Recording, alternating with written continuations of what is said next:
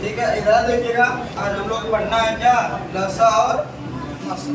लसा और मसा वाले टॉपिक में ये लसा और क्या, पहली बात तो ये समझना है कि लसा क्या होता है और क्या मसा क्या होता। लसा को लघुत्तम समापवर्त और महत्तम को समापवर्तक कहा जाता।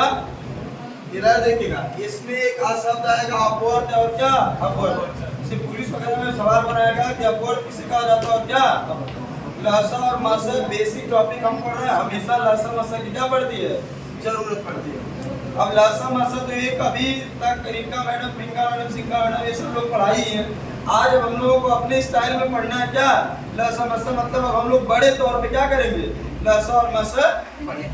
मेरे भाई देखिएगा, एक अपवर्त होता है और एक क्या होता है, अपवर्तक होता है। अपवर्त का मतलब मल्टीपल होता है। जैसे एज लाइक मैं बोलूं कि 6 का मल्टीपल क्या होगा, 6 का अपवर्त क्या होगा, तो आप कहेंगे सर 6 खुद होगा, 12 होगा और क्या होगा 24 होगा और क्या हो जाएगा 18 हो जाएगा, 24 हो जाएगा। डॉक्टर सभी जो जितने जितने 6 के टेबल में आएंगे या 6 से कटने वाले सभी नंबर क्या हो जाएंगे, ये इसके मल्टीपल होंगे 6 के। अगर ये बोले अपवर्तक क्या होगा, तो जिससे जिससे 6 कट जाए, तो 6 किससे किससे कटेगा, जैसे मान लीजिएगा किससे कटेगा, 1 से तो कट जाएगा, 2 से कट जाएगा, 3 से कट जाएगा और क्या किससे कटेगा, 6 से कट जाएगा। ये इसके क्या होंगे, अपवर्त। यानी अपवर्त अनंत हो सकते हैं, लेकिन अपवर्तक क्या होते हैं, सिर्फ उसका क्या हो जाएगा, गुणनखंड या गुणज ही क्या होता है, अपवर्तक होता है। ठीक है, इधर देखिएगा ध्यान से। तो ये लसा और मसा का क्या होता है, बेसिक अंतर होता है शब्दावली का। अब एक शब्द इसको और ये भी जाना जाता है, चलिए इसको अभी आएगा तो मैं बताऊंगा। इधर देखिएगा, उसके बाद इधर जैसे कहेगा क्या, जीसीडी कहेगा, क्या कह देगा, GCD greatest common division, greatest common division यानी महत्तम समापवर्तक। या सीएफ कहने के बाद एक शब्द दे देगा क्या, जीसीडी। उसको भी आपको क्या करना पड़ेगा, समझना पड़ेगा। समझ में आया कि नहीं। अब लसा और मसा का बेसिक अंतर, तो आप बताइए कि एक अपवर्तक अपवर्त हो सकता है कि नहीं हो सकता, एक अपवर्तक अपवर्त हो सकता है कि नहीं हो सकता। जैसे यहाँ 6 है, यहाँ पे भी क्या एक अपवर्तक अपवर्त हो गया कि नहीं हो गया। जैसे आप सभी लोगों को मैं एक बात और भी बताना चाहूँगा, ये सारी बातें समझ में आई कि नहीं। अब देखिएगा, अब यहाँ से सारी चीजें सीखने के बाद अब हम लोग चलेंगे आगे, पूरा लास्ट में देखिएगा। जैसे आप लोगों को समझ में आया होगा, अब कौन कैसा कैसा प्रश्न पूछेगा तो हम लसा लगाएंगे, और कैसा कैसा प्रश्न पूछेगा तो हम क्या लगाएंगे, मसा। इधर देखिए लो बाबू, कौन क्या क्या पूछेगा तो हम लसा लगाएंगे, क्या क्या पूछेगा तो हम मसा लगाएंगे। जैसे अगर आप लोगों से बोल दिया कि वह बड़ी से बड़ी संख्या, वह बड़ी से बड़ी संख्या ज्ञात कीजिए जो इससे कट जाए।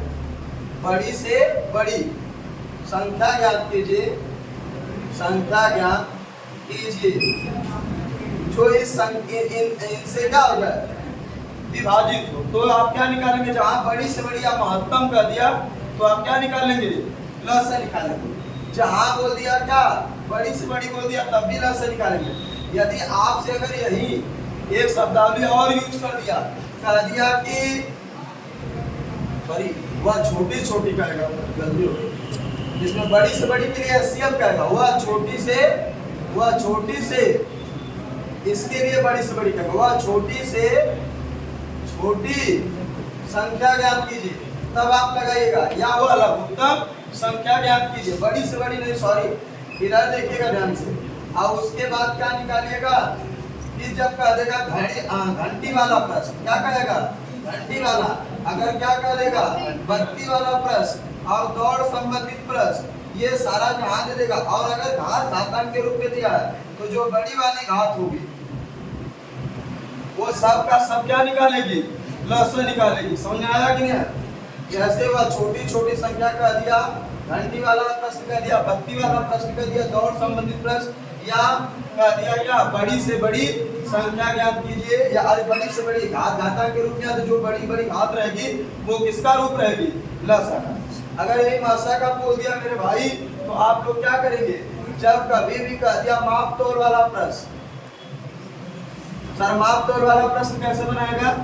कहेगा कि वह बड़ा से बड़ा नपना यूज करिए। समझ आया कि नहीं? जो बराबर बराबर क्या कर सके, माप सके, तो मासा का यूज करिएगा। अगर आप लोगों से कह दिया कि वह बड़ा से बड़ा माप ज्ञात कीजिए, अगर दूसरी बात दूसरे शब्दावली में वह यह कह दिया कि वह बड़ी से क्या ज्ञात कीजिए, वह बड़ी से बड़ी से वह बड़ी से बड़ी वह बड़ी से वह बड़ी से बड़ी संख्या ज्ञात कीजिए, तब भी समझ आया ना? या वह महत्तम संख्या ज्ञात कीजिए, तब भी। या ग्रुप वाला कोई सवाल आ गया, जैसे कह देगा कोई चरवाहा इतने इतने पशुओं को चरा रहा है, समझ आया कि नहीं? बताइए कि वह बड़ी से बड़ा कौन सा नंबर है जो बराबर बराबर हर ग्रुप में पशु होंगे? कह देगा प्रत्येक ग्रुप में पशुओं की संख्या, या कह देगा ग्रुपों की क्या संख्या। दोनों शब्दावली आपसे क्या कर सकता है, पूछ सकता है मेरे भाई। तो ये, और जब घात घातांक के रूप में दे देगा तो जो छोटी वाली घात होगी वह किसका होगी, वो उसमें मासा निकालेंगे। समझ आया कि नहीं है? ये आप लोग उतार लीजिए जब भी, तो मेरे साथ बोलिएगा।